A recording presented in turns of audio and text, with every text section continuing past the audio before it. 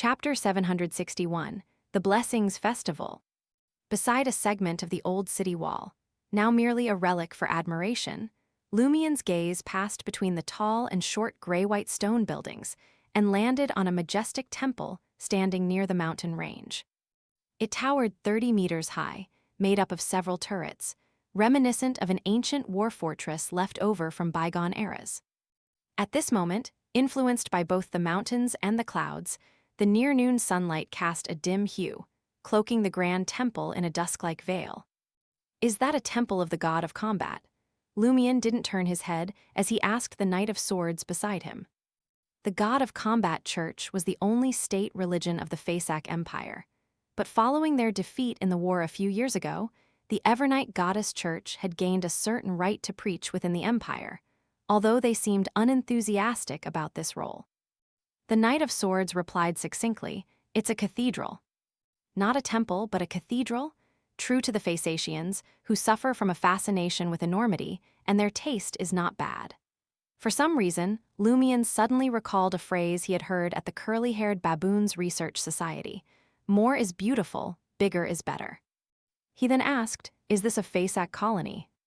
"Yes," the Knight of Swords replied in a deep voice, "but now, the Lonese have the right to trade here."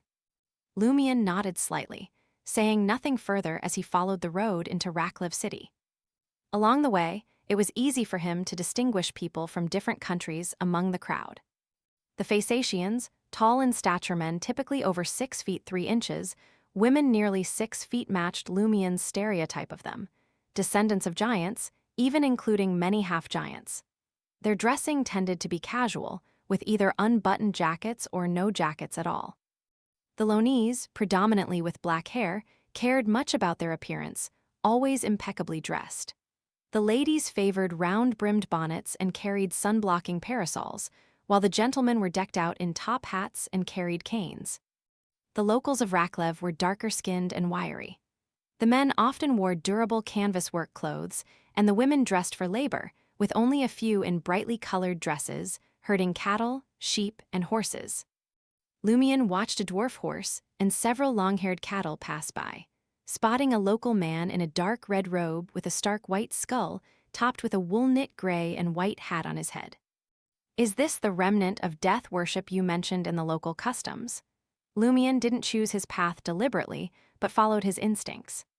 The Knight of Swords nodded slightly and said, "Yes, the people of Raklev keep the skulls of their deceased relatives at home, believing they protect them, bring good luck, and help fend off dangers lurking in the night. The more skulls a family has, the more prosperous and developed it is considered. This is similar to the practice in Cordu where relatives' hair and nails are kept. But here, the death worship is much stronger, hence the choice of skulls, making it more extreme." Lumien suddenly felt a pang of melancholy.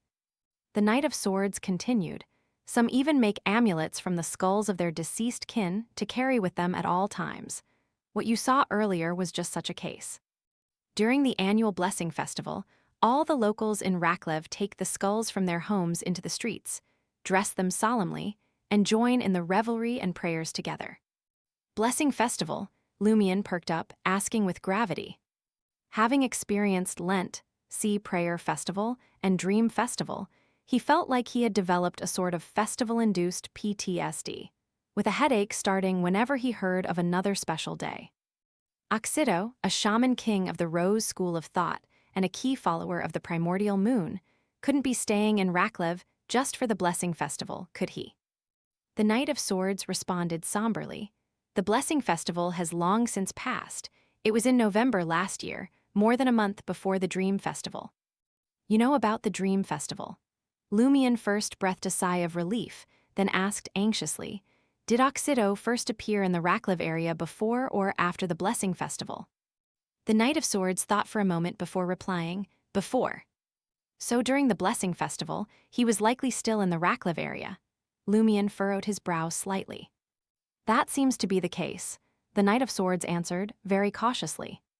Franca's gaze drifted away from a local woman with colorful skulls sewn onto her shoulder, and she turned to a tall, blonde, blue-eyed woman from Faesac with a smile. "Sorry, I already have a lady companion." "Isn't this Phaeacian a bit too forthright?" flirting with me and Jenna. And to think, aside from men, there were also beautiful women inviting us over. The Faceatian chuckled. I don't mind if you both come over to my place. I mind, Jenna spoke up for Franca. They had been wandering around Raklev City for nearly 2 hours. Although Franca hadn't actively unleashed the demoness of pleasure's charm to avoid suspicion of fishing purposefully, their carefully styled demoness appearance alone, in terms of looks, demeanor, and figure, was enough to draw plenty of attention. Here, the Faceatians were bold and direct, both men and women, while the Lonese were conservative and reserved, only daring to approach after finding a good reason. The locals mostly just watched from a distance, quietly following, with a few gathering the courage to speak up, but only in the guise of offering guidance. All right then. The female Faceatian, a bit taller than Franca, waved her hand in disappointment and turned to enter a nearby cafe. Franca and Jenna were now in the heart of Raklev City, on a street that boasted the grand and elegant architectural style typical of Faceak. It's almost noon, how about trying some Faceak cuisine? Franca looked up at the sun, bright but not warm. She was referring to the St. Millum restaurant diagonally across from them. St. Millum was the capital of the Faceak Empire, and naming a restaurant after it seemed an attempt to offer an authentic experience. Sure, Jenna nodded gently. As the two demonesses stepped into the grand and intricately decorated restaurant, Anthony sat down on a bench across the street and quietly started on his lunch.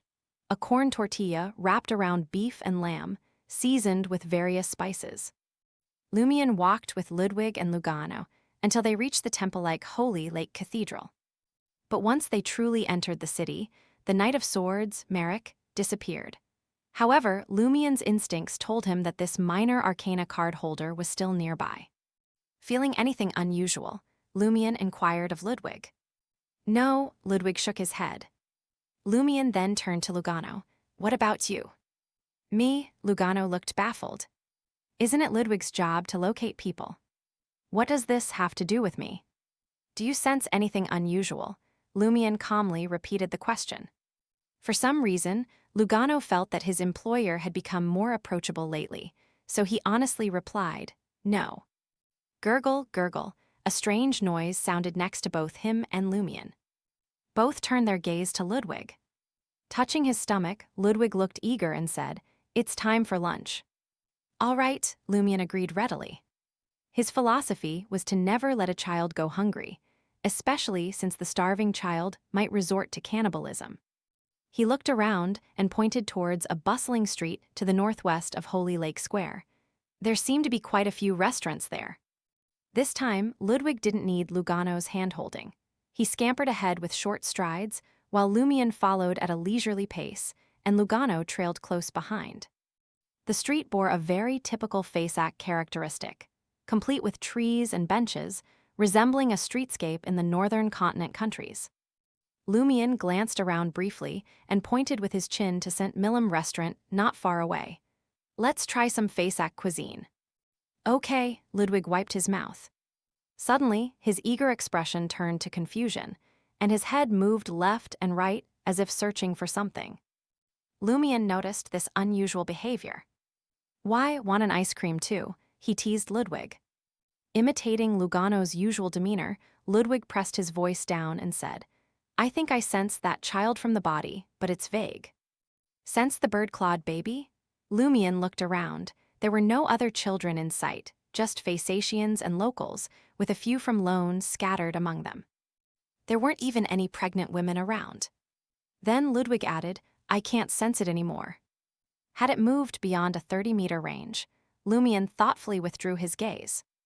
If what we had just encountered was related to the bird-clawed baby, then my own Umbella bloodline might have been sensed by the other. Lumian nodded and smiled at Ludwig. Let's eat first, nothing's more important than filling our bellies. Right, for the first time, Ludwig felt that the Godfather's words resonated deeply with him. Upon entering St. Millum restaurant, Lumian immediately noticed Franca and Jenna sitting in a conspicuous spot. The carefully dressed demonesses caught Lumian's attention for an extra second. Meanwhile, he wondered to himself, is this the law of beyonder characteristics convergence? How coincidental for us to choose the same restaurant. Franca and Jenna, noticing his gaze, looked back at him, one with a mouth agape in surprise, the other stifling a laugh.